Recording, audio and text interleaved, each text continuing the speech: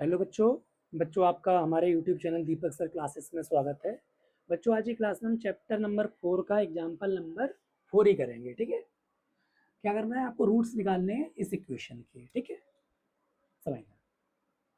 तो इसके रूट्स निकालने हैं तो आपको तरीका पता ही है। मैं इसे स्प्लिटिंग द मिडिल टर्म से कर रहा हूँ, यानी फैक्टराइजेशन मेथड से। पहले और लास्ट में वाले को विथ साइन मल्टीप्लाई कर लेना होता है, तो -12x² आएगा।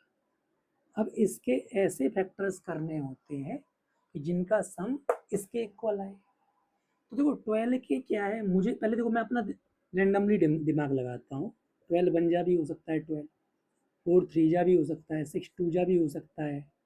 मतलब ऐसे कुछ मैंने दिमाग लगा लिया। ठीक है, अब देखो यहाँ 1x चाहिए।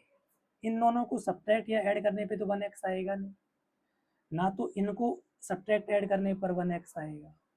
केवल इन्हीं पर से, इनसे तो आ सकता है 4x और 3x से। मुझे अगर माइनस का x चाहिए ना, तो बड़े नंबर के सामने माइनस लगाऊंगा। इनका सम -x आएगा, इनको मल्टीप्लाई करोगे तो वापस यही आएगा। ठीक। अच्छा, कोई बड़ा नंबर होगा तब क्या करोगे आप? तब मैं तो सिंपल सी बात है, कोई भी नंबर हो आप इसके ऐसे फैक्टर कर लिया करो। ठीक। अब ये करने के बाद इसी में दिमाग लगाओ कि मुझे -x चाहिए, तो 2 2 जा 4, 4 3 जा 12, तो -4x + 3x। ठीक है, ऐसे सोचना पड़ेगा, प्रैक्टिस से आएंगी चीज़ें, परेशान मत हुआ करो। देखो ये सारी चीज़ें आप जब बार बार क्वेश्चंस करोगे तो प्रैक्टिस के साथ साथ आपको समझ में आने लगेंगी कैसे लेना है कैसे नहीं लेना है। ठीक, इसको same as it is 6x² को इस -x की जगह मैं लिख दूंगा -4x + 3x। ठीक। अच्छा, अब इन दोनों में से क्या कॉमन हो सकता है? ये दोनों 2 से डिविजिबल है और x भी कॉमन हो जाएगा। कॉमन का मतलब डिवाइड देना। ठीक है, तो यहाँ पे ये बचेगा, मतलब सीधी सी बात है 6x² ये डिवाइडेड बाई 2x, 2 3 जा 6 और 1x बचा। समझ में आ गई होगी बात। आपको ये भी पता है कि जो इस ब्रैकेट में आता है वही इस ब्रैकेट में भी आता है। अब 3x - 2 ही लेना है, यानी 1 ही कॉमन ले लो, तभी तो पॉसिबल है।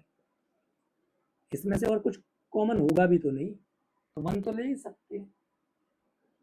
ठीक है,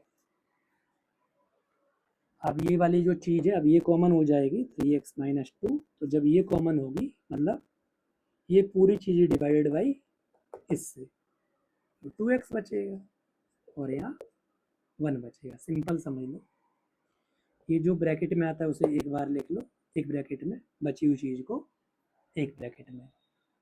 ठीक, ज़्यादा दिमाग नहीं लगाना है। तो एक बार हम इसको 0 के इक्वल लेके चलेंगे और एक बार हम इसको 0 के इक्वल लेके चलेंगे। समझ में आ गया होगा।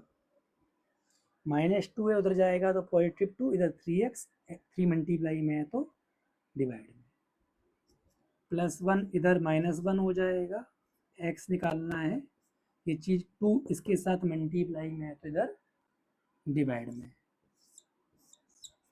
ठीक, यानी ये क्या हो गए, x = -1/2 एंड x = 2/3 इस इक्वेशंस के रूट्स हो गए।